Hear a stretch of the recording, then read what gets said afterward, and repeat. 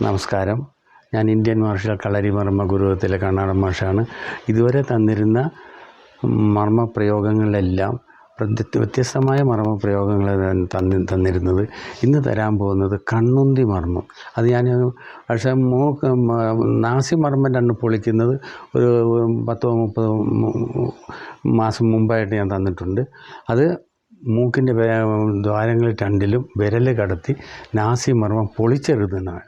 ഇത് നമുക്കതല്ല, ഇത് കണ്ണുന്തി മർമ്മം. കണ്ണുന്തി മർമ്മത്തിൽ നേരെ ഇവിടുന്നല്ല കുത്തണം, ബാക്കിൽ നിന്ന് വേണം കണ്ണുന്തി വിരൽ രണ്ടും കണ്ണിനുള്ളിലേക്ക് കടക്കുകയാണ്. അപ്പോഴാണ് കണ്ണ് വെളിയിലേക്ക്.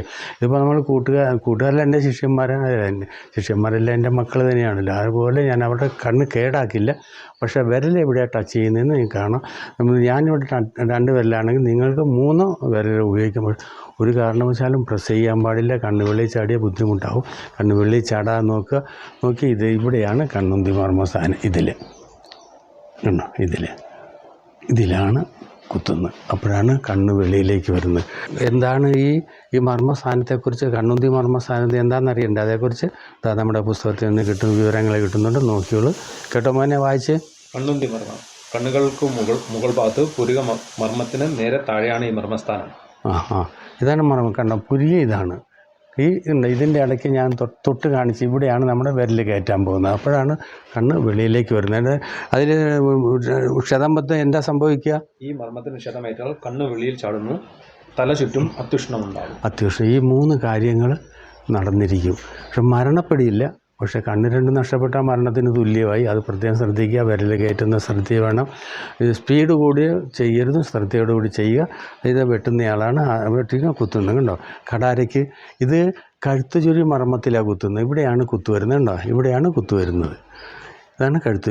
ഇത് മുറിഞ്ഞു പോയ രക്തം പോലും വെളി വരാത്തൊരു മർമ്മസ്ഥാനമാണ്. ഈ മർമ്മസ്ഥാനത്താണ് കുത്തു വരുന്നത്. പക്ഷേ നമ്മളെ സംബന്ധിച്ചോളം ഇങ്ങനെ ഒന്ന് കണ്ടോ, ഇത് താഴേക്ക് താന്ന് വരുമ്പോൾ തന്നെ ഈ കൈ കൊണ്ടുവന്ന് തട്ടി, കണ്ടോ, തട്ടി മറിച്ചു ഇങ്ങോട്ടും വിട്ടു. അടുത്ത സ്റ്റെപ്പ് വയ്ക്ക്. നോക്കിയേ, ഈ സ്റ്റെപ്പ് വെച്ചു. ഒറ്റ കറിക്കലാണ്. നോക്കിയേ, ഈ സ്റ്റെപ്പ് വെച്ചുകൊണ്ട് എൻ്റെ കൈ കൊടുക്കണ്ട. ഈ സ്റ്റെപ്പാണ് വെച്ചോണ്ട് കൈ പൊക്കി, കണ്ടോ, കയറ്റി പിടിച്ചു. കൈ വന്നിരിക്കുന്നുണ്ടോ? വിരൽ കൃത്യമായിട്ട് നോക്കി. ഇനി ഒരു മറിക്കലാണ്. മറിക്കുന്നത്